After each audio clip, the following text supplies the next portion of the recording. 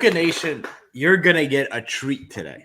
These episodes where we're kind of meeting the guest on the fly, we know about them, but we don't know of them, right? So today is a very esteemed guest, a guest that we're talking here for 12 minutes offline behind the scenes, and they're just tremendous value. This guy is a seasoned vet in the hobby, and you're going to learn a little bit about the SGC 9.5 mantle that's ending in the next few days.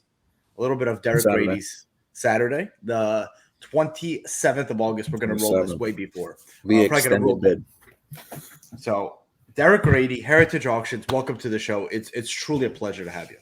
Hey, thanks, guys. Happy to be here. But, guys, we also promised a little something different, because Derek has probably spoken about this mantle ad nauseum. He's probably spoken about this. He's probably answered every question every which way he can. So we're going to try to find out some other stuff about Derek. What it is that floats his boat. What it is that gets Derek going. Is it the 48 Jackie? Probably not. Is it that 52 mantle? Probably not. Well, we're going to get to the bottom of this. He's a refractor guy. He's a gold kaboom guy. Ooh, yeah, he might be. You never know. I mean, maybe I'll take maybe like consignment, but I don't collect them. Shiny ultra modern stuff. Maybe Derek is the leader of the kaboom cabal. You never know, but you will know by the end of this episode. Sorry about that, Andrew. Derek, welcome. I appreciate you for coming, and just off camera, I express my gratitude to Heritage Auctions, one of the auction houses that I've been bidding with for many, many, many years. And I took advantage of a payment plan with you guys and helped some of my come up in cards many, many moon ago. So that's what it's there for. It's what it's there for. And like I said, some people look at a few percent interest as a big deal. You paid on your car payment, you paid on your student loans, you paid on your mortgage. If that can help you get something, don't not do it out of principle, because it's going to, over 4 months, I'm not even sure how much extra you paid, but it allowed you to buy something that went up tremendously in value. And if you didn't take advantage of that, you wouldn't own it. So what I did there, Derek, is I just bought us a minute, because normally by minute 2, Andrew has already asked the origin story. But I wanted to at least get something else in there before the 2-minute mark. So Andrew, I think we're gonna end with. I want to end with the origin story. Here we are, 22 start days. With the end and end with the beginning. I like it. 22 days after National. What's the month of August been like at Heritage? Right. So you guys had that amazing booth. You had that cutout of mantle. You had the gorgeous display. You probably met thousands of people there at National. I feel like it. What was National like? And more important, what was the month of August like for you at Heritage? Yeah, I mean, to be honest, I have a pretty big job here, and I'm working with hundreds of clients. And this has consumed me as far as, just this card alone, the whole process of, getting it graded, flying down to SGC, then interviews with the AP and social media, all kinds of, podcast, radio shows,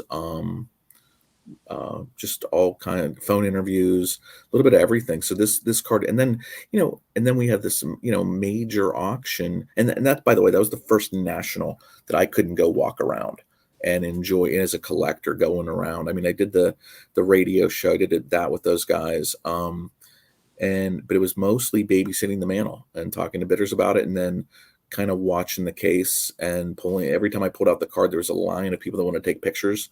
So I became pretty good at using people's phones to take pictures.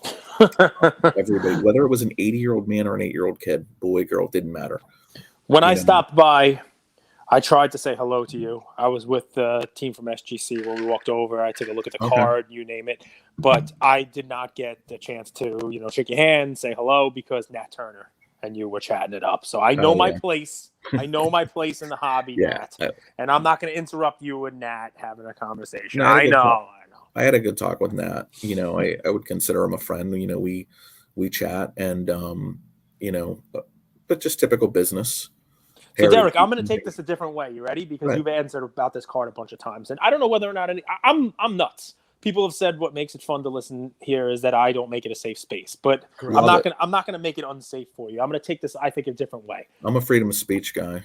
Nice. I'm a baseball fan, which Andrew thinks baseball is going to die. Folks like us grew up on baseball cards, watching baseball. You know, you spend time, you relax. If they keep take tearing family. down their best players, they will die in 20 years. Their best players are tearing themselves down. We have a dispute about that ongoing in the show. I'm a diehard NFL fan. That's my sport. But I mean, again, I'm a fan of all sports, but NFL is my favorite. I'm glad So NFL could be too. I'm talking about sport agents. My best example is Scott Boras. And Scott Boras sometimes is a little bit hated, right? Because of the way he transacts business, you name it. But you know who loves him? His clients love him. And ultimately, I believe other agents in the industry love him too. Why? Because he has to take the mantle. He has to take the torch. I use mantle on purpose there. Stay with me, Andrew. Don't fall asleep just yet. He has to take the torch and he has to move it forward. And by setting these new standards, he understands that he may have to hold out. He may have to talk to his client. He may have to talk to a specific athlete and say, this is why we're doing what we're doing. This is why we're putting this out there. You are now an example that's going to set the bar for the sport, for the other players who play the sport, for the other contracts that come after you. This is why I dig my heels in, why I do what I do. Okay? You feel any of that, Derek, as the standard bearer, as the person with this mantle, as a person who is going to be the one that sets a record for any trading card public sale ever?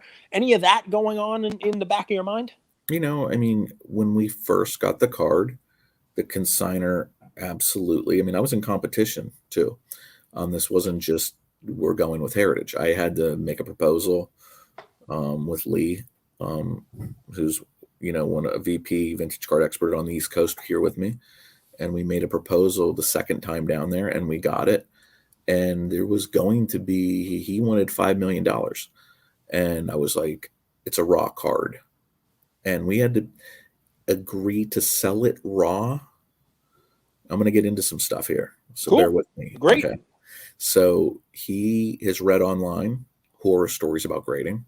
Mm-hmm. He doesn't trust the grading companies. He's read where there was never going to be a PSA 10 again. There's never going to be another 9, where people get, just the different stuff you hear that isn't necessarily true. Because I obviously I worked at SGC for 8 years, 2 different times, and the stuff that people say that can happen in a grading company that doesn't happen, but the card's out of their sight, so they're concerned. He didn't care if it got graded. Doesn't need the money. Very successful. And I had to agree. Like Andrew. Yes. All right. And he needs authenticity that card is real. I said, I can, as a professional grader, I can sell that card and get away with it because I can authenticate it for Heritage, but it would be the biggest mistake. And the only people that could buy it is if Nat flies in Reza and somebody flies in Foreman from SGC and they have a greater view of the card. Other than that, nobody's going to have the balls to take a shot to buy this card that's not in a holder other than a grader, right? You shrink your potential buyer pool. Absolutely, by 90%, 99%. Yeah, so I said, we have to get this graded. There's not an option. By the way, if it would come back a grade we don't like, we'll go to another company. But I had to be very careful where I wanted it. He said, I don't even want to know about it. I said, just let me handle this. I know what I'm doing. Let me handle it. So if it was graded a 9, first of all, I have one shot. If I submit it to PSA and they go on a witch hunt, or look, I don't know if you've had submissions from PSA recently. It's one of the things I was talking to Nat about. We've gotten some cards that have just gotten murdered. Just super strict. And again, it's about having 110 graders and turnaround time and going too fast. And there's not a lot of quality graders out there to hire and put asses in chairs and get stuff done the right way. And I'm getting back cards that are, that I didn't. 5, 6s, 7s. Cage had a Marvel box normally, yeah, exactly. It's just, come on. And Cage, how many was it? It was like 120 cards. 4 came back 10s. Yeah. But then someone else that I sent the cards to directly from the box break who didn't want to sub with us. They subbed 37 of them themselves and got like a dozen or 15 or 18 10s. Same box. And that's what I was talking about. That's where we're at right now. I mean, look, I need to hire graders here at Heritage to help me process stuff. And Foreman could always use graders, and Nat wants graders. Everybody wants graders, but there's nobody really qualified. I mean, When I say nobody, there's not as many as needed. And there's a lot of graders at certain grading companies that aren't that good. Okay. But you'd imagine, though, that a card like that comes in the door, PSA is going to find the right grader to look the card over. But I think what your concern is... The right grader can still murder it. But that's what I mean. I was just going to say your concern is... I'm not taking a shot. By the way, okay, first of all, by any metric you want to use, they have 310s out there. We know it's nicer than 2 of them. Period. This is something I said on a recent episode also. It's a fact. It's nicer than every 9. Derek, can we go a little deeper? The scans of the other 210s on PSA? So if you go to the pop report, will you see the scans of the other 210s? I don't know. I know where the one's buried, but the other one was out at the National, and then Fogel's 10. So let's just argue that Fogel's 10 is the best one. This, regardless of grade, is the second best 52 mantle on the planet. Okay, it was not graded 30 years ago. It was graded under the toughest post-pandemic, okay, because during the pandemic, grades were tighter than ever. They're still now finally, go crack out a ton of cards that were graded 2 years ago and resubmit them, see what kind of grades you got. They'll probably be better. They were just murdering cards. Okay, so I submit this one. I know the guys who are going to grade it at SGC, Dave and Scott and Doug. At PSA, it's going to be Reza and whoever he's going to show it to.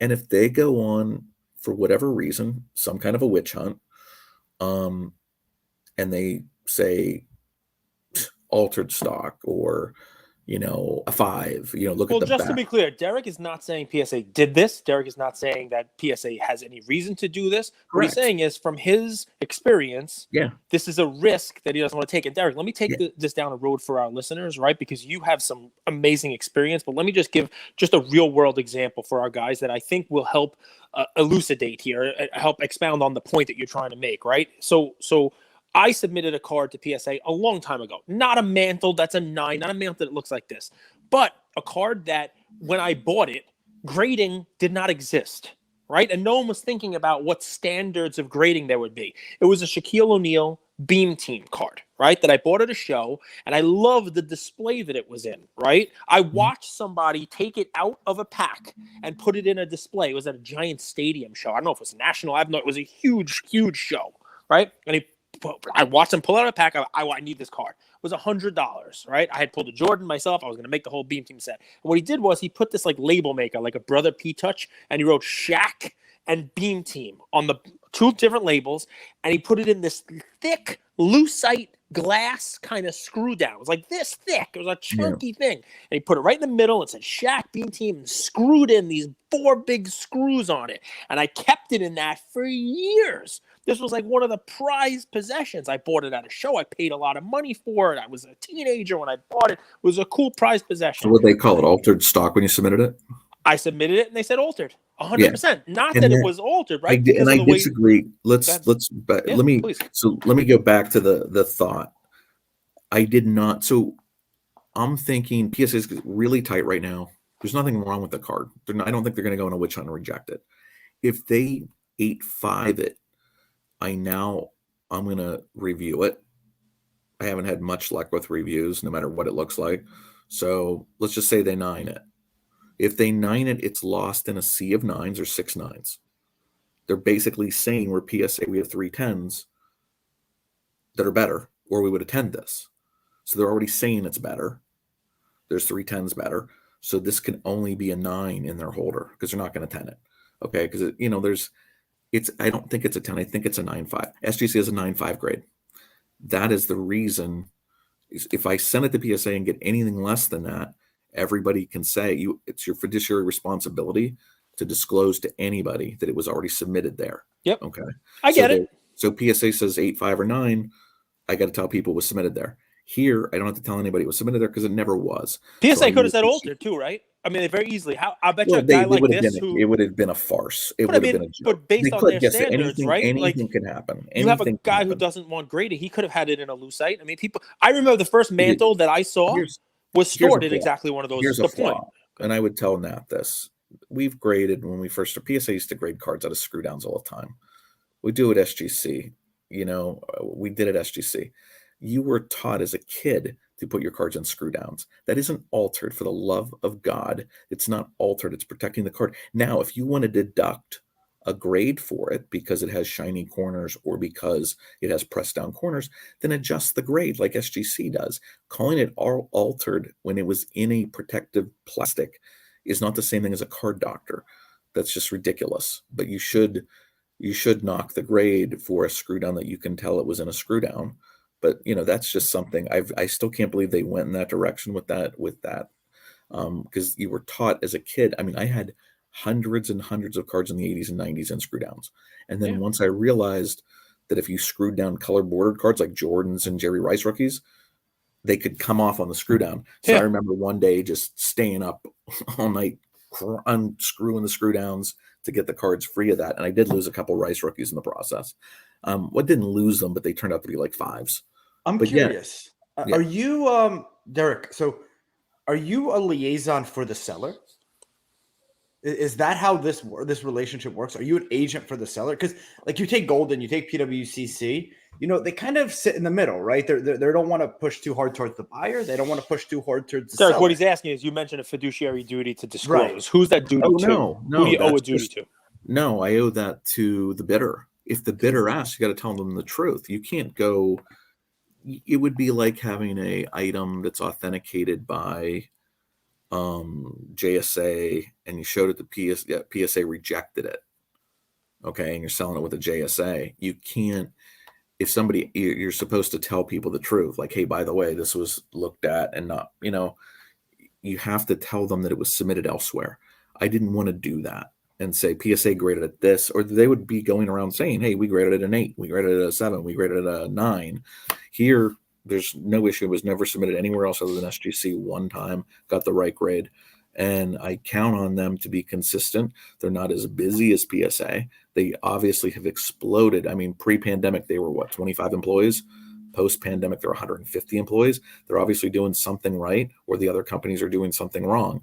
But we use, I was talking to Nat about business. We submit cards to them. We submit a lot of stuff to SGC. We still submit a lot of stuff to PSA. But at the end of the day, I'm going to submit where I feel I know what I'm looking at, whether it's 19th century or ultra modern. Been doing this forever. You're going to murder the grades. I'm not going to submit to you. I don't care who it is. I represent the consigners, and I know what their cards are going to grade. My team here knows what they're going to grade, roughly. Okay, so if you're going to murder us, we're not going to send to you. And then, and that's just what we do, But I mean, again, and everybody goes through periods. I think the thing with SGC is it's easier if I get killed on an order to review stuff. Just, I can, call them up and be like, this is a disaster. Okay, so Andrew, let me go here for 1 minute, okay? And Derek, I try to put myself into the ears of a listener and think I'm listening to you for the last 5 minutes. If I were a listener to this podcast, what would I be asking? If I were there, if I were hosting this, what would I be asking Derek? So let me run here, and then I will put myself on mute, and I'll let you go ahead and do it. My question was, you as a mantle holder, you as the person carrying the torch, you as the Scott Boras. And my hope was that you were going to talk about, let me run here for a sec. My hope is that you were going to talk about how this can open doors for the hobby, how this is going to be on, Forbes magazine, and it's going to be on all over the internet. There's going to be articles like crazy, and that you have to do what you need to do to make sure that you are, getting as much publicity, not just for this card and for your auction house, but for the hobby in general, because you're the one who's going to open doors for another record down the road, and you're going to have other auctions later in the year, and Ken Golden's going to sell stuff, and PWCC is going to sell stuff, and PSA is going to be selling cards, and SGC is going to be, grading and selling cards, and this is a great thing for the hobby. It's fantastic for the hobby. It's a proof of concept almost about how stuff works and how you name it and blah, blah, blah. And this is going to open doors, and the hobby's just going to explode and big. And we're going to have a higher selling card than a bottle of wine's ever sold for, or that a comic's ever sold for, or that a watch is ever, or whatever it may be, right? All this crazy stuff, or cars, right? That it now is a legit collectible asset segment. But instead, what the listener heard was, maybe this isn't the place to put your money, because the card that's going to set the record was where do I send it? And if I sent it here, it might have actually been worth less. But I could review it, and it could be altered. It's more about the container than the card.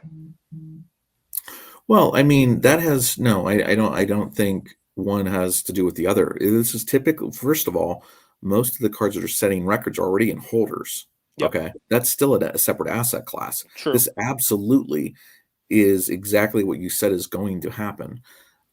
This card was raw. Mhm. Big decision on where you're going to grade something as an auction company. Now, as a person that owns a card, if you're doing it as a collector, you can submit it here. Doesn't get the right grade, you submit it again. Doesn't get, submit it again. Then you can use another service if you want to. I have one chance because I have to disclose. So to the point of whether this is absolutely great for the hobby. The AP with the Heritage Press and the AP with our PR machine, I should say, getting that AP exclusive interview and then going viral and then everybody picking it up. I mean, this was all over the world. And then at the National, this couldn't have been at a better time than at the National, where we had it on its own little pedestal as soon as you come to our booth, and people just lined up and took pictures like crazy. And it was the talk of the entire show. I've never seen in all my years at Nationals, and let's just say there were 40 years at Nationals, and I've been to 25 of them. I've never seen a more talked about item. This is great for the hobby. And the grading part of it was important, though. It doesn't grade a 9.5. It's not an AP story. Right. Okay. Does it grade a 9.5 if it doesn't go to you? No, we still have it, but I might have to sell it raw, or in a 9. And I would have disagreed with that grade. So we had to do you know what I mean? I think the big thing, Cage, I don't know if you know this, Derek started as a grader at SGC in 98. I was one of the first people before we opened the doors. So it's one of those things when you come from that world, that's why the grading's so important to you. It's because it's like that's your story. That's your heritage. I know what I'm a professional grader. I mean, look, I've been offered jobs by PSA several different times. I wasn't moving to Long Beach. I've won the World Series of Grading twice. They've had it 2 times. I've won them both times. You said Long Beach is not for you. No, I'm not. Talk to me. Why is that? The food, the weather? No, the weather's incredible. I mean, it's just cost of living. And I've just born and raised in Pennsylvania, and I live in Eastern Pennsylvania now in Nazareth, PA. And, it just makes it, there was no reason I was getting paid the same at SGC of whether if I would have lived in Long Beach. SGC paid their top talent as much or more than PSA does. So I had no issues. And again, I didn't like it. It was hard because, again, no matter what the SGC card looks like, there's people saying there was always that if it's not on a PSA holder, it's not a great, you know what I mean? It's not a great card, or it's not this, or it's not that. That's finally starting to break. Finally, people should always be buying the card, not the holder. And I think we're in that space, by the way. I think so too. The last 2 years, it's eye appeal. Well, first of all, I've said this, and I have to be, I don't have to be careful. There's 2 companies you can trust for vintage cards. BVVG. Long term. SGC. It's BCCG. Oh, I apologize. SGC and PSA. Okay. Once you establish that, you should be able to buy either card freely. And if you're getting an SGC card at half a PSA, you're getting a steal. If you're seeing vintage cards fall through the cracks, and again, go look at shows. Look at the cards side by side when there's a 9 of this and a 9 of this, SGC and PSA, an 8 and 8, a 7 and a 7. There's times the PSA is nicer, there's times the SGC is nicer. Either way, buy the card, not the holder. If it's in another slab, be very careful. But once you get past trusting the grading companies, and knowing that they're doing the right thing, that they're hiring the best, and they do the right thing, I feel comfortable buying PSA and SGC. Guys, there's a lot more nuance than what Derek is letting on there. Everyone has their own little grading standards. Everyone has different centering rules, front, back, top, bottom, color, I'm not talking about registration, centering. you name it. I'm talking about alterations. I'm talking about having the best graders. That's important too. But I mean, like take for example the Ty Cobb T206, right? PSA and SGC have different grading standards on that. PSA a little more lenient with the crazy eye popping that happens on the card. SGC will ding it. Like, there's a difference. I mean, I'm not even sure where that is. I'm not right now, to be honest with you, because eye appeal has become such a, I left SGC in 2011. I appeal now has been off the chart. So I may have not penalized cards. I might be more on PSA standard there as far as, at what point now we're going to start to look if Ty Cobb's eyes are perfect. I mean, if They do though. if the corners are there and it's not altered and it's nice and it's a nice 5, I'm going to drop it down to 4 because they had imprecise printing mechanisms back in 1909. I mean, again, there's something to be said for sometimes graders can get on a war-path. I remember in the 2000s when they were getting a ton of modern cards at PSA, and they went through a phase of PD. Oh my God, there's PD on it. PD. Baker was famous for PD. When Baker was the head grader there, people would say, Baker's on the PD thing. And I'm like, really? Is that a print effect? Print dot. And it could be minor. But then you could see 10s that have the print dot. Then all of a sudden they shift. You're going to see SGC cards, if Foreman or for example, that's with the 1980 tops, right? The Magic Bird Irving typically has that dot, the PD. Line, yeah. Well, there's that, but then there's, all kinds of different issues. A grader can definitely get stuck in where they're focused on, you just said with SGC, maybe it's out of focus, a little bit in the face. So we're going to hit the card another grade when the card's spectacular and is better than most 5s. I mean, people don't even notice that sometimes, but they do notice 4 hit corners. So if you're going to grade it the same thing, but that's the thing, grading is subjective, and that's why there's a review policy, and that's why, and again, you don't fight over everything. I can't fight over, we submit thousands of cards to each service. If it's close, I'm keeping it. I'm not even, we got to get the cards to auction. We don't, but when I see a spectacular card and it gets killed, I'm going to resub it. You're ready to fight. You're Jake Paul, Nat Turner. Question. Commissioner Grady, okay? You're the commissioner of the hobby. I think it's fair to say that grading has actually standardized and has in part led to the run-up. Made it so easy to trade cards, right? Mm-hmm. Grading's a big part. Commissioner Grady, like Commissioner Goodell, you're a big football guy.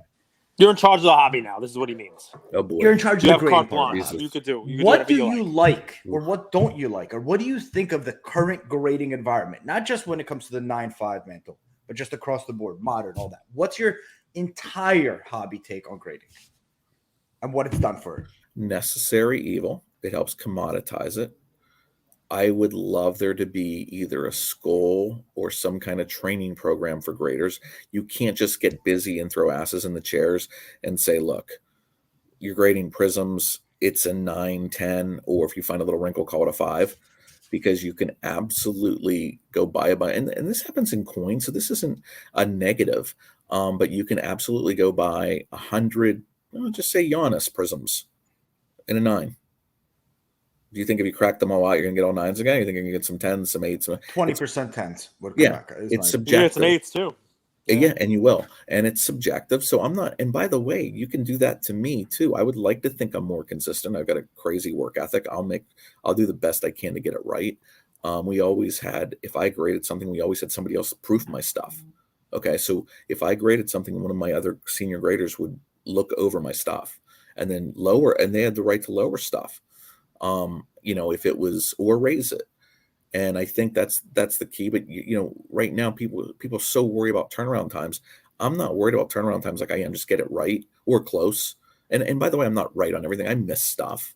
Of course, I'm sending in. So Henry Ford created the car, Ford, but he also led to university, right? The university system was pioneered because he needed more people in his factories. Why is there no university system for grading? Why is there no satellite school? I've pitched this a few times. We've had Nat on. I think told, in fairness, Nat told me, and I talked to Kevin, the president, they do have like a grader now going on. Inside of PSA. Yes. That I think it should be a third party standalone. It could still be a PSA satellite, but I think it should be a third party. That's where the curriculum isn't a PSA curriculum. It's a standard education on grading and the history of cards, and then SGC, BGS, PSA, whomever can hire from there. I would, I'd love that, because I think anybody just thinks they can. It's so easy. It's not. The talented graders get paid based on alterations. You don't get paid to grade Prisms. You didn't get paid six figures to grade modern, Don Mattingly rookies.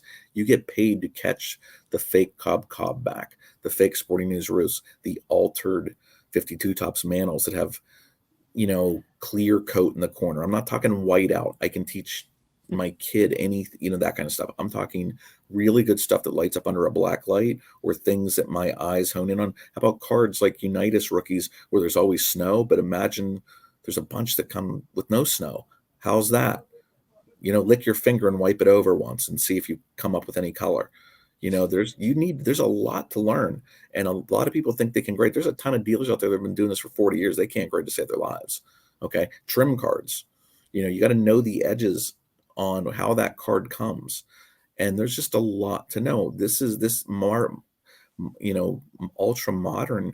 How much is there to know? If it's centered, they make them perfect. Basically, what are you looking for? Scratches, whether it's centered, and then it's pretty much tens. And the little pinhole is the most common thing right now. The little pinholes on the chromium. Yeah, but I do want to be clear on the mantle. If SGC doesn't have the 9.5 grade, it's worth more in a PSA 9 than an SGC 9 by any metric you use on what cards sell for.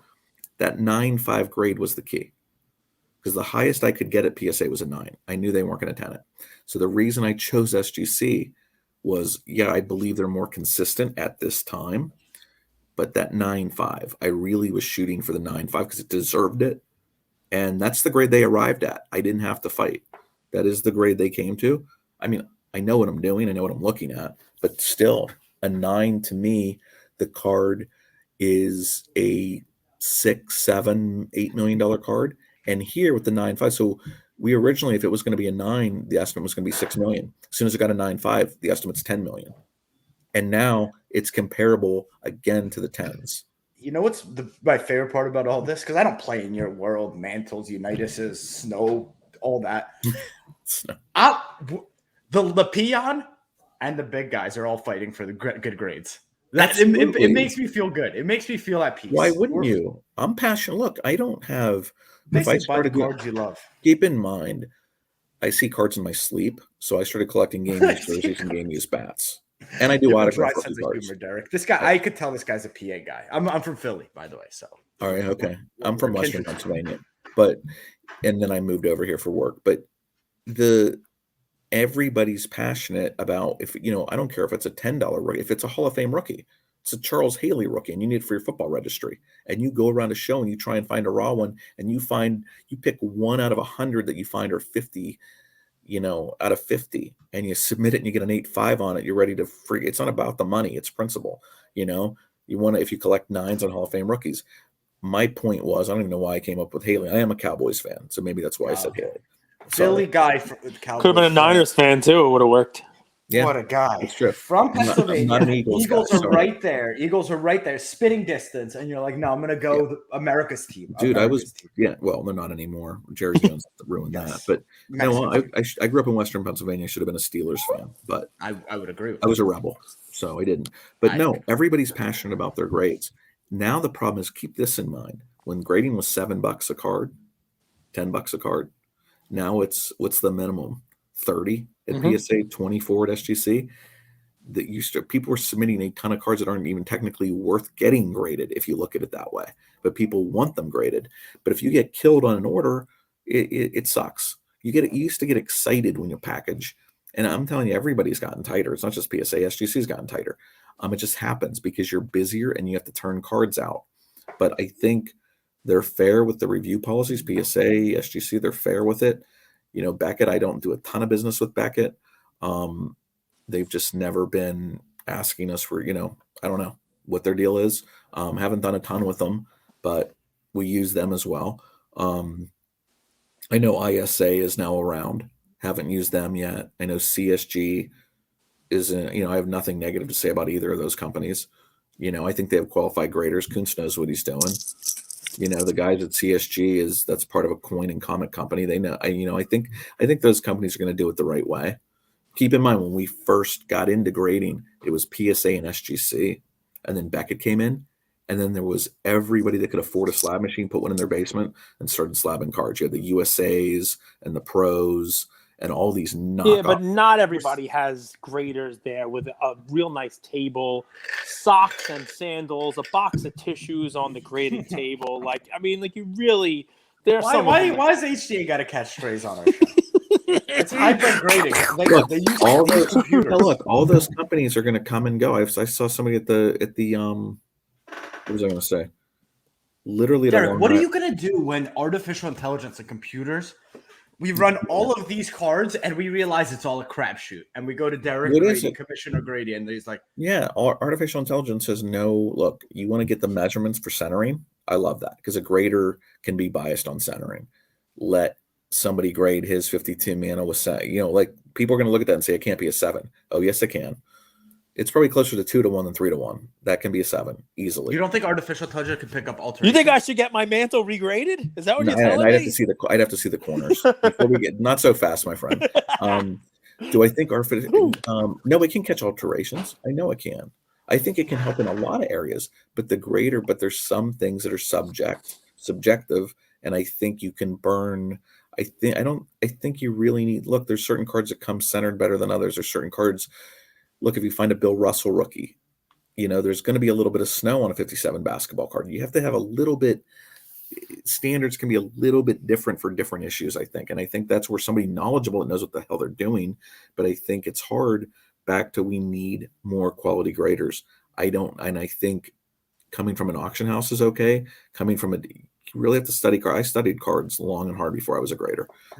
Give people a few resources of how to study cards. Because I think that's actually one of the things that it's missing. Like 10 books. 5 books of like these are like your crash. Look at the standard catalog, but you also need to go. I went to my buddy's store that had some tobacco cards and Allen and Ginner cards, Dave Zuba back in Western Pennsylvania. And I went in a store when I started at SGC. I went and grabbed a bunch of his low grade cards and looked at the edges, looked at everything. T205s, T206s, triple folders, double folders. I grabbed a bunch and started looking at them. You can't wait till you have to make a decision on them. To just throw them in a holder or not throw them in a holder, there's going to be mistakes made. You can't say they are so busy at these grading companies. I don't know how they get everything done. You have to hire quickly, and hiring graders quickly and putting them in the chairs is going to get the wrong answers. But again, I just work more here. We don't just let anybody write a set and describe a set, and just say, okay. I mean, we're going to end up buying it back if they screw it up. You have to grade it accurately. So we have the same people doing it. It's hard. It's hard to find people that are good. A lot of people want to do this, but I don't know. You got to have the work ethic. You got to have the knowledge. I don't have time to be training everybody what a US Carmel is or an E90-1. I need you to know that if you're going to work for me at Heritage. How is the question, right? You got to collect. You got to collect. You got to go. You got to understand it. You got to go to shows.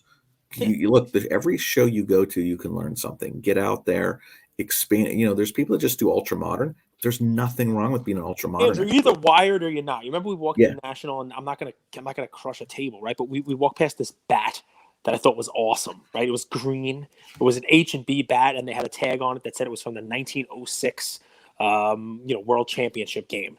And I was like, this thing is cool. What did I do? I went back to my hotel room.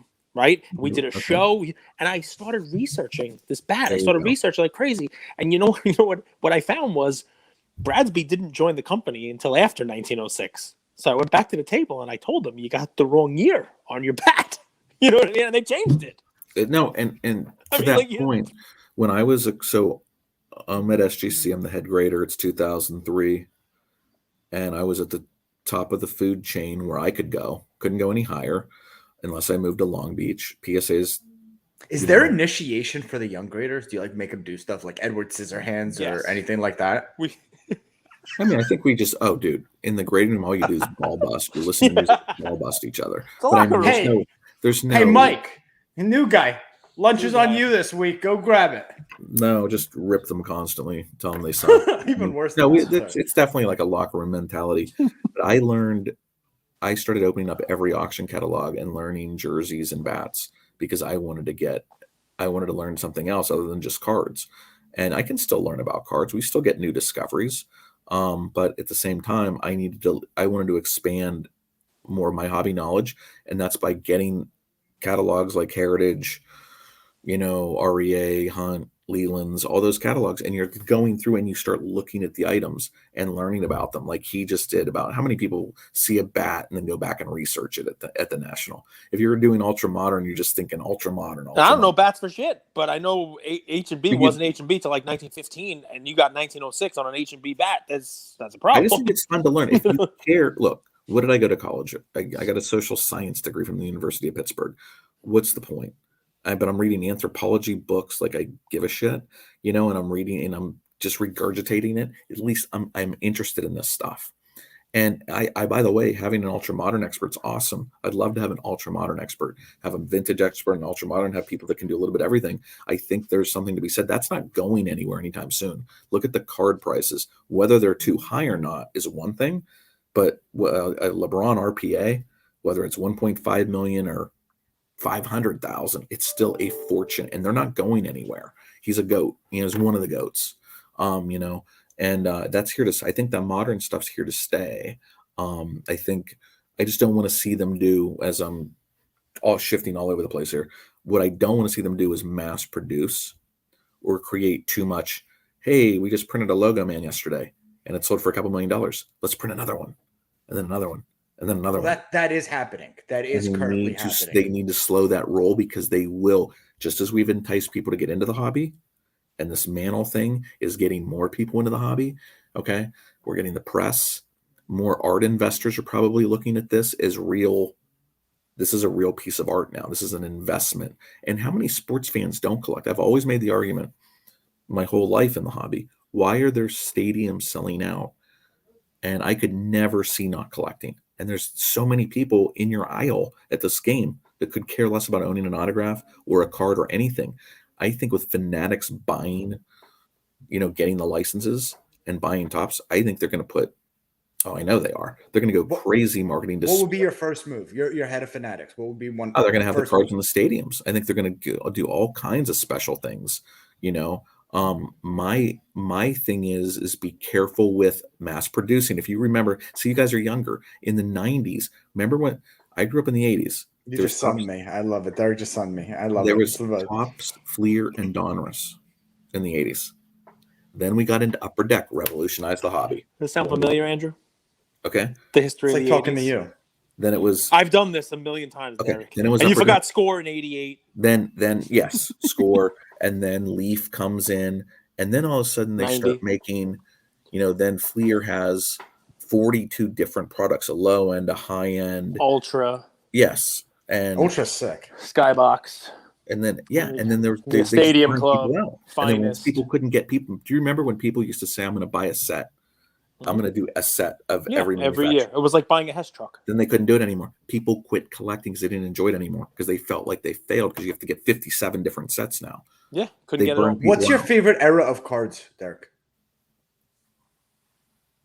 Yeah, boy. I know. Well, I grew up. I still, Unitas. My first box of cards was 1979 Topps Football. So I am biased towards 79 Topps Football because, and again, not for any reason that I have a couple of really nice raw sets of it, but I love the 80s. I do, with all those rookie cards. Look, you can say in any decade there's that, but I buy, when I buy for myself, I love the 55s because of Clemente's my guy. Clemente, Koufax, just incredible rookie cards in some of those Did sets. you know Clemente passed away with exactly 3,000 hits on the way to Nicaragua? I know that. On the way to Nicaragua to bring supplies for an earthquake. Yes, I do know that. Andrew learned that yesterday in our episode. I taught literally yesterday. Please tell me that's not the case. Please tell me that. It is. He learned that yesterday. Wow. Okay. That's okay. So, no, I'm just approved. Graded at SGC 10 by Derek Grady. Yeah. Approved. Authentic. No, that's good. I'm glad you learned that. That's important to know how Jackie Robinson, what he did, right? Hopefully you know. He played baseball. Really. He stole home. Yeah. He played football in college too. He was out, by the way. Yogi tagged him. I don't give a shit what anybody says. But hopefully they don't mass produce. I think I want cards being available everywhere, and I also worry about look, if people start getting their ass kicked by buying these one-of-one cards for $2 million and they start becoming 500,000, they're going to disappear. It's not fun when you're losing money left and right. It's not fun when look, we blew this up during the pandemic where LeBron Chromes, I think I saw on VCP, there were PSA 10s that sold for 40,000 at one point. Yes, and now what are they in 10? 6, 7. Okay. That's a big haircut. So it's hard to enjoy something where you get your ass kicked. And that's nobody's fault but the people buying it. Nobody forces me to write it. If I chase game used jerseys or game used bats or whatever I'm buying, nobody forces me to write the check. I'm a big boy. I screw up. But we got to be careful. I've told people, and I'm friends with Ken, I don't know what Ken tells people, but I don't think these are great buys at these numbers. If you're saying that, you're being irresponsible. I tell people you're on your own. At these numbers, I don't know where it's going to go. LeBron's incredible. He's going to break the record, but they already had it at 40,000. Now it's back down. Now I'd say he's a buy where he's at now. Jordan rookies. I remember when they were 10 grand forever, then 20 grand forever, then 30 grand forever. Somehow they blew up to 700 grand. Are you kidding me? And then they tail back down. Where are people putting in the buys? Where's the stopgap where somebody says, that's it? I'm going to blanket them at 200. If they blanket them at 200, then that's going to be the bottom. Where's the floor? I think it's dangerous to do comps off of one sale. I think we've become very comp heavy. Yes. What the last sale is the price, and that's not how it works. Like sometimes that sale, for example, to Jordan, was a guy who I heard wanted to crack it and possibly or give it a try at a BGS 10, and it was the newest graded Jordan. Really? And it was a beautiful copy. So yeah. I think we've become very last sale heavy. We have, and you got to be careful because you don't know. Look, we run a legitimate auction at Heritage. I think most companies do, but there's some, Wild West where you don't know if people are bidding stuff up then renege. Did it really happen? Did it really sell? I don't know, but I've also been told, there's some forced sales with PWCC. They would loan people money on their stuff, right? And there's people that go upside down, can't pay the money back. So PWCC has the right to sell the stuff, which makes perfect sense. You should do that when somebody's not paying you. And there's more stuff like, Ken and I have talked. Why is there a Brady ticket or a LeBron RPA? Like at what point they're so limited, do collectors hold on to them? Right? When there's one on the market every month or every 2 months or every 3 months, what do you think is going to happen? It would be nice if people bought stuff and held it for a while. So but I mean, it's normal though. None of that surprises me. When that Brady ticket was 100 grand, of course people were hanging on to it. But someone who bought it for $100,000 sees it go to $1.2 million, $1.5 million, $1.8 million. Of course they're going to come out of the woodwork. Of course, 2 of them sold last week. You're right, and I agree with you, except one thing. And by the way, there's people can do whatever they want with their money, right? But there's people that pay 1.8 for something, and now it's back on the market in 3 months. The same That's person what I'm you're saying. about. That's what I'm talking about. Not because people have asked us, how do we have a 51 Bowman Mano 8 every auction? I'll tell you how. Because there's so many people that have 20, 30 grand, 40 grand, 50 grand in them.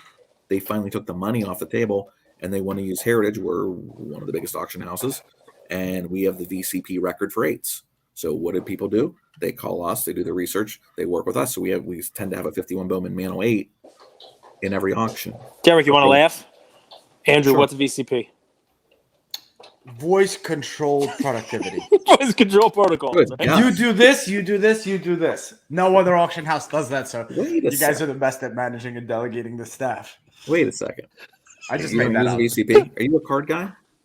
Do you No, use- I collect coins, stamps, and art. I'm just He's not into vintage. He's one of the new wave of collectors. I know, but the who's VCP does modern too. Anyway, that's how you get your comps. That's how you see what the last one Who sold is for. who is VCP? Give them a shout. There's Vintage. thousands of people listen to the show. Oh, vintage card prices. It just gives you- VintageCardPrices.com. Yes, I believe. Yeah, and it just Redirect the card ladder. Just kidding, Derek. No, come on. He's jumping through his room. Wait a second. I've heard of Card Ladder. Is that something similar to where it gives you comps on what something sold? Yes. Okay, so you're using something. Okay, he is using something. Yes. But just never heard of VCP. VCP is like that's like the vernacular of people who collected in. Well, it's just, you know what? If you wanted to see what something sold for last, that's kind of how we do estimates. If I'm looking up a Julius Erving rookie in a 9, Derek, are you saying the I bring the same? Beckett guide, and I'm like, hey, can you honor this price? It's right here. Are you saying the same person is listing the same card over and again at a loss? Is that where you're going with this? Like that Bowman 8, or we're just seeing a lot of them come out? No. Okay. No. I'm saying people on vintage cards, it doesn't happen as often. But to your point, you said people that were in them right will eventually take money off the table. Yep. That's true. That's where we're getting a lot of the vintage cards from. Okay, on modern, I've heard where people have paid $1 million, just literally bought something, but then they see something else, so then they have ants in their pants to sell what they just bought because they just saw this new thing come out, right? That's my generation. Yes. We don't have your patience. Listen, it's a good case study. Derek might, I make fun of Andrew for VCP, but you might not be an NFT collector. But I think there's a lot that can be learned. I know we talk about cards, but NFTs, you're not allowed to talk about them. But last year, microcosm of the hobby, right? And a lot of the modern stuff, people were buying, and they wanted to sell to get into the next hot thing that was coming down the pike, the next shiny new toy, and sometimes sell at a little bit of a loss because they were buying at a peak. But here's where it scares me. And I'll take this back, and then we can let you, take it home and talk about your auction, because there are other cards in this auction besides the Mantle 9.5 that are just amazing items. And we want to give if the other cards had feelings, they would feel left out. So we're all talking about how Fanatics is going to come in and take care of everything, right? But what happens is, I saw this last year because NFT space was wild. There was so many people getting into it, and there was money being made, and Coinbase was coming in. The Coinbase wallets were going to come in. And what they were going to do was, NFT space is small, right? And there's a lot of people who have Coinbase wallets. Those are people who trade crypto. Not everyone in crypto is into NFTs. Not everyone sitting at the stadium is into cards, but everyone sitting at the stadium, those Fanatics, they buy their sweatshirts, they buy their hats. Fanatics is going to bring all of these people. Wait for when Coinbase comes in. It's going to expand the market, and everybody's going to get into NFTs. So everything's going to explode. And you know what happened? Coinbase signed up like 12 people, right? Obviously, I'm exaggerating to the downside. It's actually close.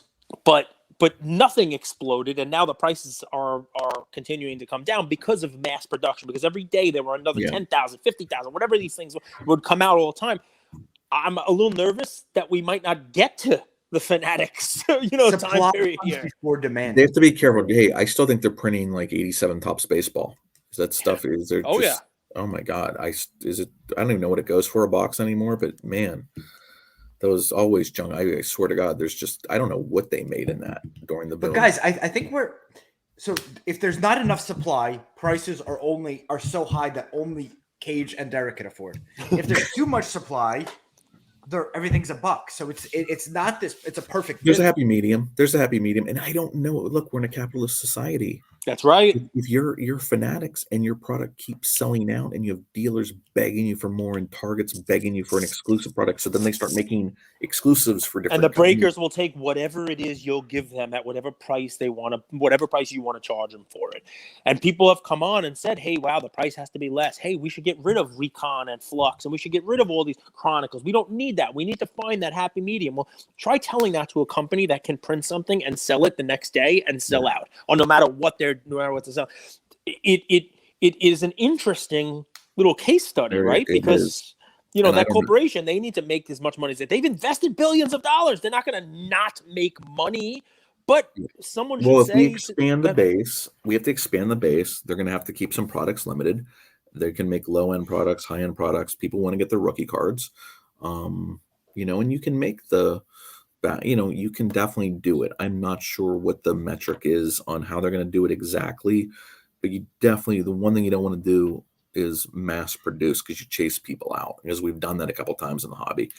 So the one thing I look at is trade shows. The shows are getting packed more than ever. I know you guys know Joe Drellick, and what he's done with the Philly show has been amazing. It's packed. And there's lots of local shows. I've been told by people that run local shows that they're sold out. They can't get, they can't fit any more dealers. They're getting double, triple the attendance. So let's go down to the grassroots there, the shows.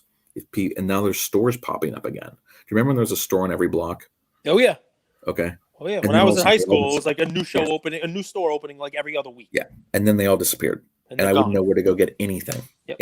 In Nazareth, Pennsylvania, you got Bethlehem, Allentown, Easton. There were no stores. Quakertown was the nearest store that's been there. Nothing else. There used to be 30 stores. There's, now they're probably popping up, and I'm unaware of them because I'm not buying modern stuff. Luca Nation, this is Amish country that he's describing, by the way. This Good is butter. Amish Good country. butter. Good The butter, point that good- he's making is exactly right, because played- even here, I used to have to drive like crazy to go find a card store. There were a couple of them that have been open, but one opens. Where are you at, during the Gage? I'm in Long Island, New York. So there's got to be stores all over the There's place. stores just popping up everywhere. Now, And the yeah. city used to have, even Manhattan with the rents, used to have a couple of stores. And I remember when I was, just what you were talking about, late 80s, early 90s, all of a sudden stores started to pop up. They were okay paying the rent. They were paying. Then Chameleon was the last one, and then it closed, and there was no store in the city for. Now there's a bunch of stores again. Yeah. And not all of them are going to last. We'll see what they can do to keep it interesting. I know, you got to do the trade night now. You got to do the Pokemon and the Yu-Gi-Oh stuff, which I know absolute zero about. I can't even grade it. I can grade it because it's round, but last PSA contest, I missed those 2 cards. They were both fake, and I graded both of them. I still won, but those were my 2 big misses. What is this contest? I don't think anybody knows World of Series. Yeah, World Series of Grading. They had it at 2 nationals. Which ones? What nationals?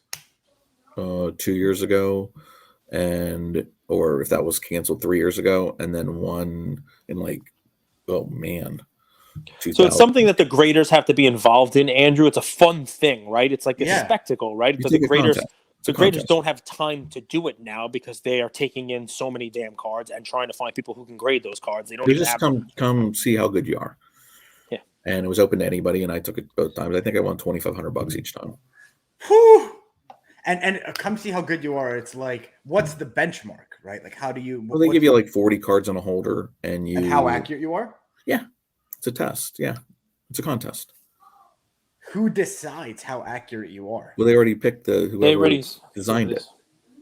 So if they give you cards, they already know that one's a 7, that one's an 8, that one's altered. This is a 6, that's a 5, and there's tricks on there. Like a Jordan can look mint to gem mint. You're ready to 9 or 10 it. You turn it on the back. There's a back wrinkle. Now it's a 5. So there's all kinds of tricks set up in there. I just took it both times. The one time I was at the National walking around for an auction company, and Orlando dared me to take it. And I was like, oh, okay, here's $50. And then I'll meet you back there for the $2,500 check afterwards. And, and then they didn't have it again because there was too much controversy because I was a professional grader and I took it.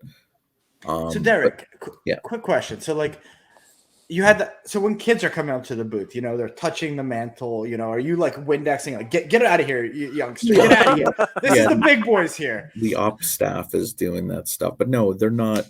When that was out of the case, I was pretty much handing it to them, taking their drinks, their bags, their cards. People were trying to selfie with a Diet Coke. I don't even know why I have this on my desk, but I do. What is that? It was in a collage. It's like a filler to hold on a set. It's just like a leaf header card or something for the 92 leaf set. But here's my point. People would just be have a drink in one hand and they'd be like, oh, here's a $10 million, just like this. And I'm like, okay, give me. And your heart is just racing. I started telling people put 2 hands on it. Put 2 hands on it. Because you can't just here's my phone, here's my bag, and next thing you know, the thing drops. At some point I was told, okay, put the card away now, because people just kept coming in line. And again, 8-year-olds to 80-year-olds, everybody, this card became so famous. It is great for the hobby. The hardest thing, again, most cards that are significant have already been graded. I think the key here, and why the AP picked up the story, obviously it's a 52 mantle from the Rosen find. Rosen also, the key to this wrote a letter saying this was my nicest one from the find. This is my best one. Put it in as a chapter in his book. I put that letter in every Whatnot package. I say, this is the nicest card I've ever there you had. Go. Congratulations. No, honestly, this is the nicest Trey Lance I've ever had. Happy. The stars align that he saved the letter, that it turned out to be as nice as it was. Everything. How many people are sitting on raw 52 manos that could even 7 right now that haven't had them graded? There can't be many. I mean, we love those calls. I didn't believe when we got this call. I was like, okay, here's a Rosenfeld mantle. I believe it. It's not going to be a 9. People say that stuff all the time when you go look at collections. Their stuff's gorgeous. It's got great provenance. And until I see it with my own eyes, I'm like, you're hesitant, but we get great stuff in. We get all kinds of great leads. So back to the auction for a second. There's amazing stuff in this auction other than just the 52 Mantle 9.5, and there's, other 52 Mantles in there, but obviously that 7.5 is going to get a lot of looks. There's a couple different 52 Bowmans, an SGC 9 and a PSA 9 on the Mantles. There's display pieces that are amazing. The triple folder, the old Judge display piece. I don't know if you guys saw that. We have an amazing Babe Ruth bat. It's $2 million estimate. Do you have anything shiny with a refractor coating, or is it all pre-1945? We have a Brady, we have one of the Brady championship tickets. We have Kobe, a Beckett Black Label 10. No, we've got some great. That's cool. We got some great Kobe's in there. We got that Brady card. We've got other LeBron cards and autographed Jordan cards. We have a Jordan 10. No, I like the ultra modern. I think there's a place for it. Just when you start talking a couple $1 million, and you can buy an Aaron 9 and a Clemente 9 rookie cards, and buy nice ones, okay, and have change versus a card that was made yesterday. They start to struggle with how wise that is buying something like that. I would invest in, like right now, if I was LeBron's going to break the record. LeBron is second to Jordan in my book as the greatest player ever to Jordan. And he's going to break Kareem's record. And his cards are now at a low in 10. I would be buying up LeBron 10. I mean, for me personally, I looked at, if you're looking for blue chip stuff that's at a low, they do that in the stock market. This isn't rocket science. I'm not chasing stuff while it's going crazy. I mean, I don't know who's a better buy right now. Is it Josh Allen? Is it Herbert? Is it everybody's thinking is it Mahomes? Is he going to have who is going to be the next guy? I don't know. That's more speculative. But I know a lot of vintage guys are now buying modern. That's the true test. When some of those guys that have 52 Mantles and 8s and 9s say, "Hey, I want to." Welcome to my world, guys. I want a Zion card. I love it because they're watching this stuff today. I've always struggled with buying vintage, but then you see the modern guys playing and you want to get a card. Yeah. Why not? You can own Ford stock and Tesla stock. You can do both. But you have to, but again, I just think the difference is they'll have a bad taste in their mouth if their first foray into the modern is buying some RPA at 1.5 million and the auction house tells them it's a good idea. And then next thing you know, it's down to 500,000. Meanwhile, their vintage keeps tracking up. And they sold some vintage to go buy some modern. You just have to be careful. I try not to give, and by the way, even on vintage cards, I'm not sitting here telling somebody if they buy a Clemente rookie and an 8 today for 100,000, it's going to be 250. I don't know whether it's going to be 250 or not. I'm certainly not going to predict what's going to happen in ultra modern. But I think I want to invite you into the cage match here, Derek. Cage, if you have any other questions. You're gonna get the cage match. Ooh, go ahead. There's two different. Never happened before, Derek. 1952 tops. There's two different types. This is not a cage match for him. No. Explain that to me, please. Like I'm a kindergartner. What, the A and B version? Yeah, type 1, type 2. Yeah. Yeah, the one has I don't have one here to show you, but the box, the black line around the box. Okay, there's that white dot that people think is a print dot or some flaw, but the missing pixel. Half of them, yeah. And again, so graders don't even take that into consideration, or shouldn't, okay? Because that's the way they come, two different ways. And nobody, and again, you can say I don't want one with a white print dot or missing pixels. Either way, it looks like a white spot that shouldn't be there, right? But that's okay. But some people say I don't want that. Well, guess what? Graders don't necessarily take that into consideration. There's just two types. So, so once people learn that it's not some flaw, if you see a 9 with that on it, you 9 it. You could 10 it, but I don't think just different versions of the card. Yeah, I'd rather have squiggle line up on a signature, Yeah, I like ours because it doesn't have that. But I mean, The It's SGC 9.5 you're talking about. yeah.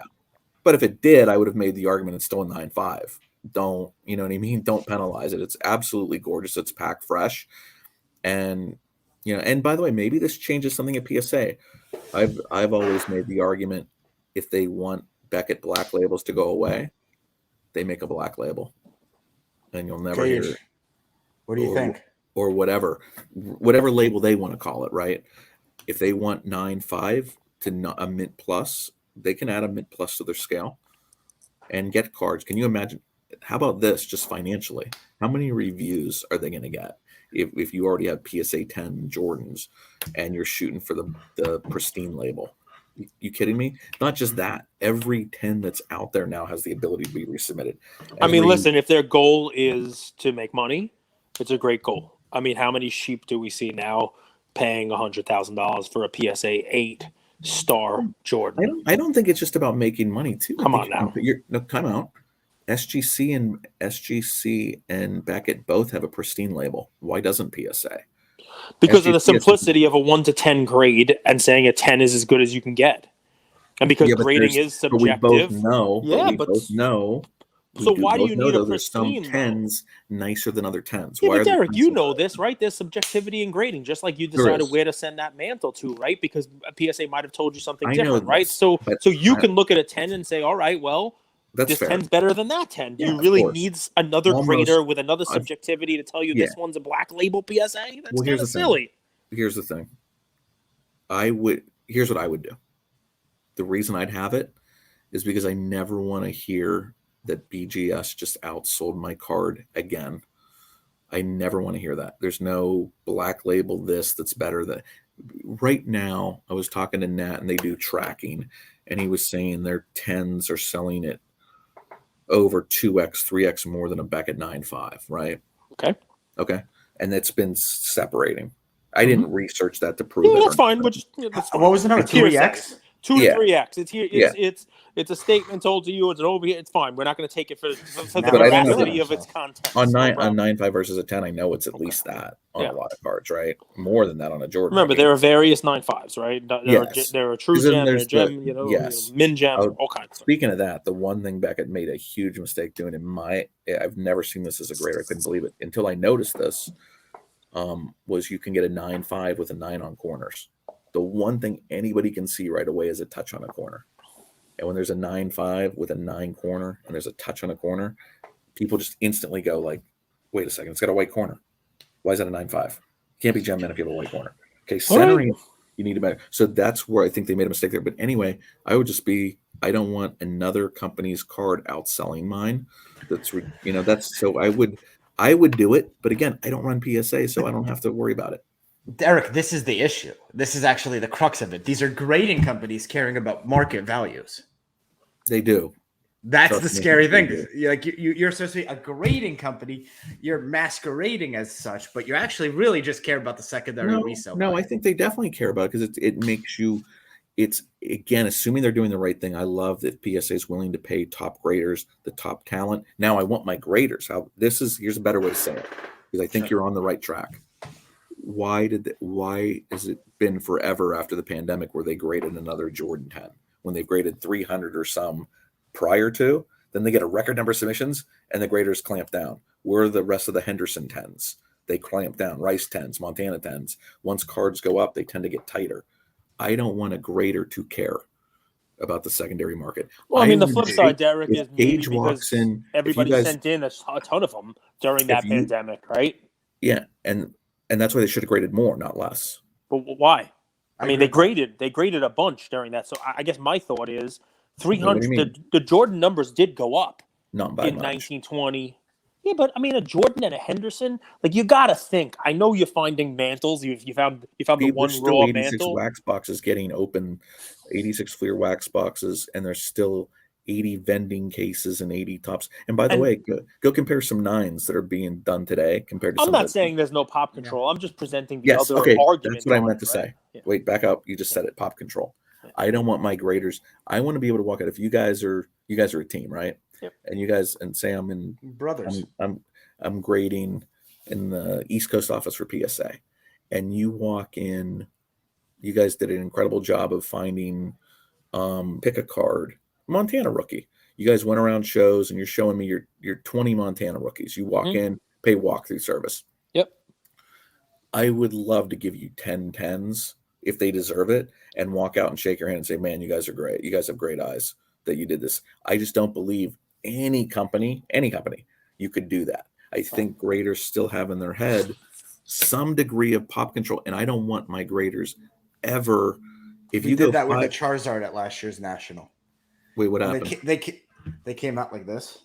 No, actually, I'll give PSA some credit. They came out, and Nat actually told me what was going on with the card. You know what I mean? Like, it is what it is. It is what it is. Wait, what's going on with the card? What happened? There a little mark on the card, a little bit of a scratch on the holographic. The card was gorgeous, but they're like, "Here, this is what's keeping it from a 10." I said, "Okay, I'll walk over to Beckett." You know, yes, exactly. Exactly. It's subjective and absolutely. As long as I like when they point to something, I hate when they don't point to something. Like you'll get a card. We used to have little rejection flips where we'd say which edge was trimmed. I just don't like when you get something back that says altered and you're like, well, where? But I mean, listen, let's give them some credit, right? I mean, everybody's heard the story. Somebody walked up with a Magic Bird rookie at this year's National, walk in, and it was a 9, and it got graded a 10. PSA graded a 10 at this at the show. It was on a review? I don't know if it was a review. I don't know if somebody showed them 10 different 9s, and one of them graded a 10. Should do. But that's what they should be doing.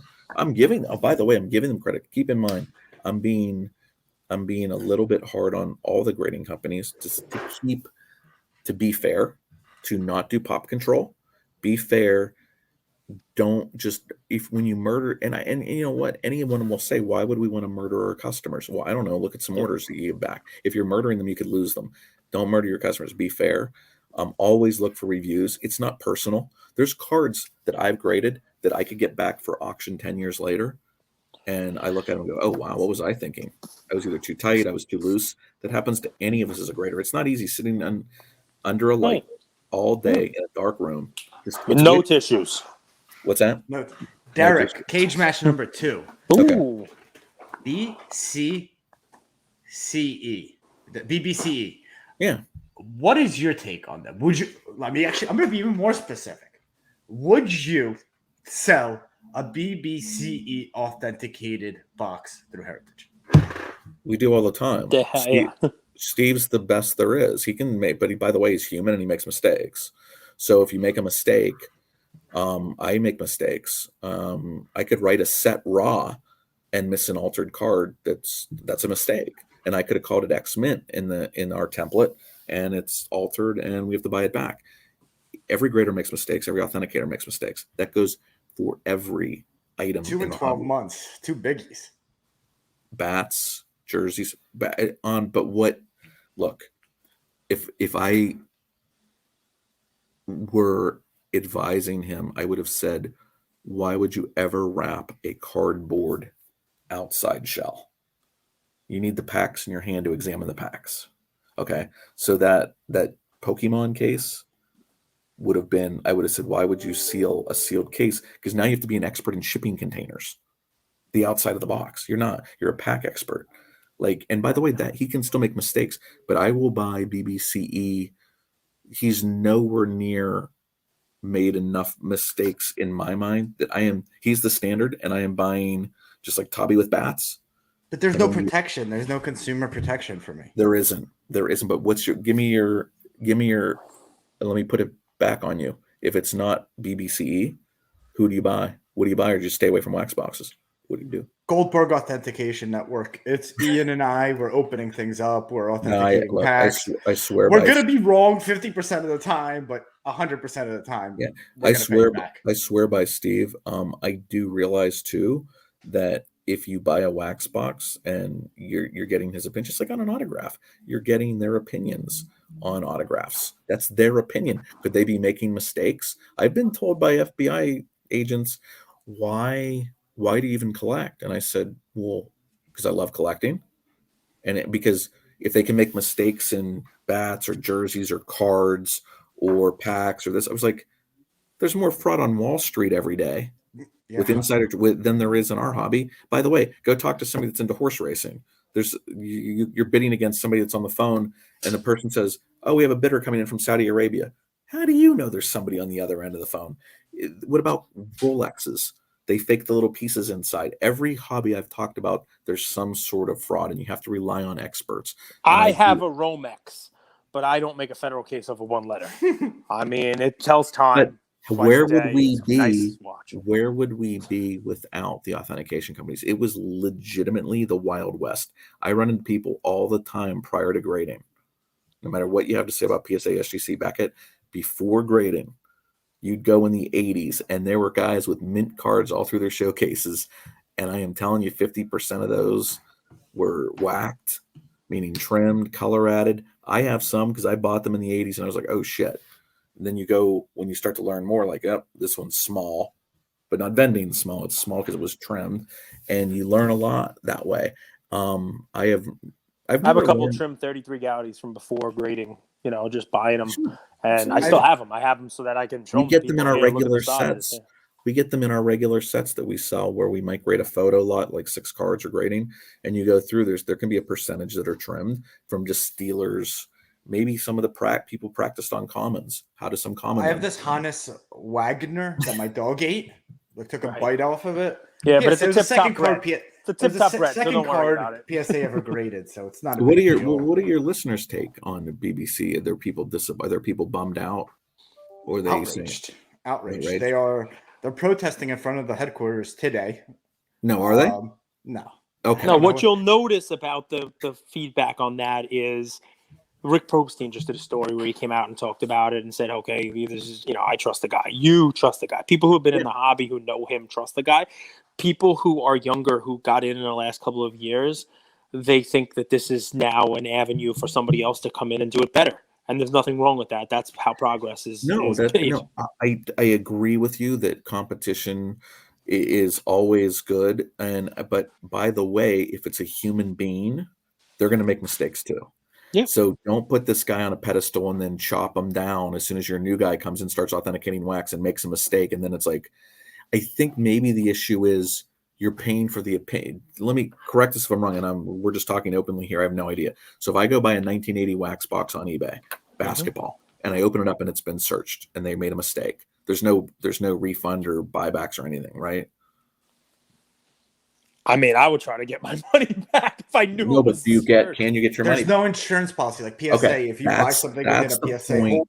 They're going to refund it. SGC as well. SGC takes care of people to the max. BBC does not. Doesn't have that policy. And then the question is, if I'm wrong in the comments.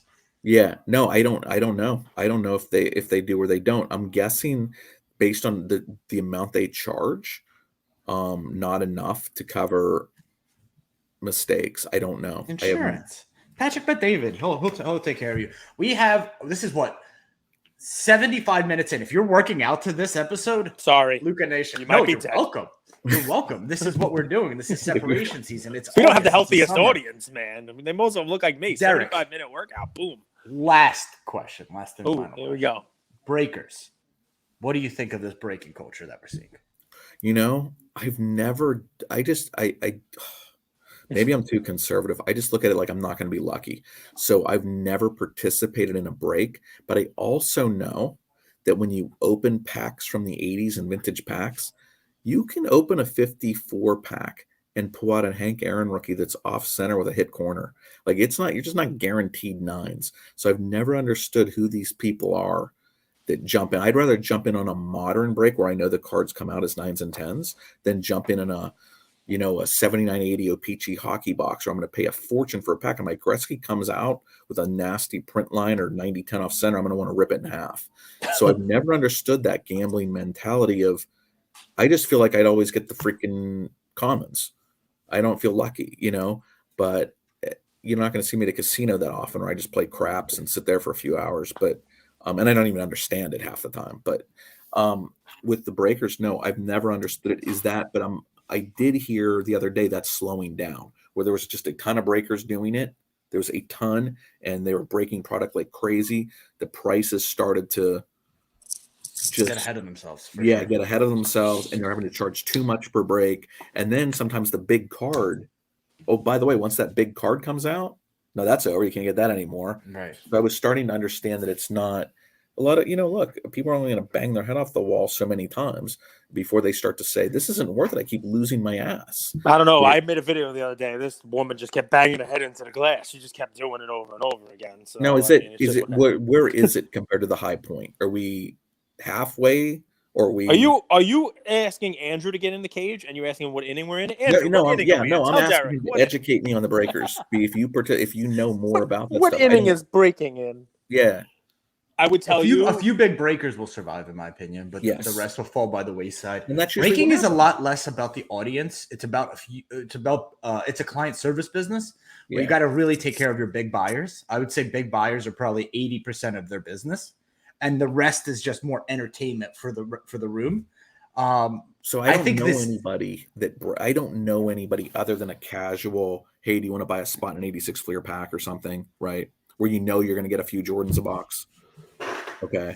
I don't know people that spend, like, what are some of the big customers spend? Do they spend 10 grand a month? Eminence is 32,000 a box. I think the biggest issue, and no one's talked about this, is let's say you pull a 1-of-1 Trey Lance, right? And you're hit, you're so excited. By the time that's already at auction and you're getting your money out, there's probably 2 or 3 more 1-of-1 Trey Lances hitting the market at the same time of that same set. They have all these 1-of-1s that are on top of each other. And that really confuses the market. Remember when 1-of-1s were 1-of-1s, and now there's like 75 different 1-of-1s? And I, believe it or not, I took in a card, and we even did a little bit of research, and we took in a card. It was funny. We took in a card. It was my Mahomes card. That was a National Treasures, but not an RPA. It was one of the other ones. And we had it estimated like $1 million plus. And I contacted a modern consultant, and he was laughing hysterically at me. He's like, dude, what are you doing? That's not the RPA. I was like, what do you mean? It's a 1-of-1. It's National Treasures. It's his rookie year. And it's a Mahomes 1-of-1. And it ended up being like, it's one of many. I've crossed out the second one and I put one of many. Like a laundry tag or a glove or whatever. But it had everything. And it was like, but you know what? It was like $150,000 version. So I was still learning that stuff. And then I understood what an RPA is and card number and everything. But I didn't think that would last forever because there's too many losers. When you're buying, what can you get to win in a 7980 OPG box other than Gretzky? It's one card, right? In 86 Fleer basketball, you still have a few George. You still got other rookie cards that if they 10, now I don't know. And again, there's where the grading company comes into play. Card comes out pristine, and I'm not saying they should 10 it. I'm saying they should look at it, right, and grade it accurately. But you've got to get the grade. Those can come out off center too. So not a business idea.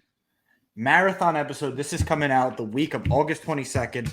The 9.5 mantle is selling. Heritage 27th into the 28th, extended bidding. Even if you're not bidding, which I assume 95% of our audience isn't, I think it would be fun to kind of have like a live tracker on in the background. So heritageauctions.com. You'll be able to see it right there, front and center. There's amazing. I'm expecting a bidding war. I'm expecting it to go north of 10. Did you get my Bitcoin? I sent it to you last week, about 25. I sent you Mill to buy that card. Hey, guess what? I don't know anything about crypto. Never bought any of it. I can't buy the card with crypto. I don't know if you can or not. I'd have to check our payment plans. I have no idea. Luca Nation. Any final words? Derek grading. This has been. I mean, this has been a history lesson on cards, hobby, grading. So I'm not one of the young guys anymore. I'm just old. I grew up in the 80s, when it was more simple. But I enjoy it. And you can make a career out of this. So back to your point of how do you make a career in it?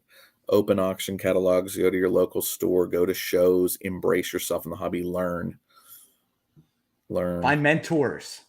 Find mentorship, people to learn from. You see a bat on somebody's table, take it home and research it. Or you don't have to take it home, but take a picture like Cage did and go back and research and educate the seller on the bat. That was pretty cool. I like that. He probably didn't think it was cool. No, he didn't. He probably didn't think it was that cool. Who is this guy? What is this guy telling me? He runs some podcast. Yeah, but I mean, listen, I didn't research it to correct it. I researched it because I would have bought it. If I found out cool information about it, I would have bought the thing. It wasn't the goal wasn't to, gotcha. It never really is. Yeah, and by the way, you're supposed to have fun with your hobby. And I really think this hobby can be a lot of fun. And part of the national that I missed was going around the show and buying some stuff or looking at every different table and catching up with some people I see once a year. I like and seeing things that you don't see all the time. I said to Andrew, "Hey, Andrew, you know the story of the Honus Wagner, right? And how allegedly there's a bunch of different stories. He didn't want to be have his picture associated with a tobacco product is one of the ones that we get fed as a kid, and that's why they had it pulled and why there aren't so many of them." And I said, "Come take a look at this." And it's a 1910, basically the same year, Honus Wagner tobacco cigar ring. Like he's on a cigar, and I'm like, see, like if I owned the Wagner, I'd buy that. That would be pretty cool. Like it's part of the story, I'd be broke. I'd spend, if I was a multi-gazillionaire, I would be into everything. I would actually have ultra modern cards. I'd have a little bit of everything.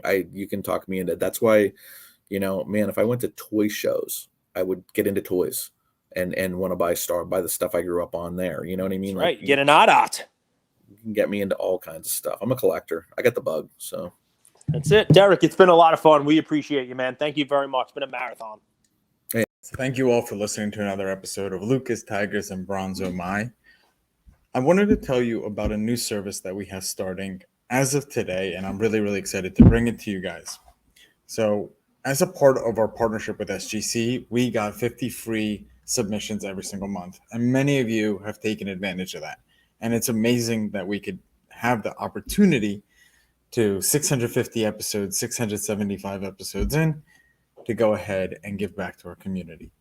As people were sending those cards in, they asked, can we send 5, 10, 20 more cards to you guys? We'll pay for it, but we wanted them graded with SGC. You guys know SGC is turning cards around in 13 to 14 business days, have incredible customer service, and their secondary market values are going up day after day after day. And that's exciting for the hobby and exciting for the grading landscape. So we didn't want to just rush into it. We wanted to do it right. And what we did was I relocated here to Boca Raton, Florida. I opened up a P.O. box maybe 5 minutes away from SGC, and I will be hand delivering and hand picking up the cards. So you don't have to worry about anyone else touching your cards. It will be me, and I will update you every step of the way. So here's how it's going to work. I'm going to personally pick up the cards from a P.O. box, prep them, new card saver, new penny sleeve, and deliver them to SGC every single Tuesday. Why Tuesday? Well, it lets the stragglers over the weekend come back through on Monday and gives me a day to prep, and it basically gives SGC the entire week to work on grading those cards. Once your cards pop, only then at the end of the process will you be paying for the service. It's $25 per card, simple as that, and the turnaround times have never been faster. We're hearing right now 13, 14, less than 20 business days. So there it is, 9170 Glades Road, number 135 is the P.O. Box in Boca Raton, Florida, 33434. 9170 Glades Road, number 135, Boca Raton, Florida, 33434. Of course, you could shoot me an email or shoot me a text anytime, and I'm always available. Many of you already have my email. It's iamandrewgoldberg@gmail.com, or my cell phone number, 215-519-9154. Reach out with any questions. I could walk you through the process. I've hopped on the call with quite a few of you, and I'm happy to do that. Love you, Luca Nation.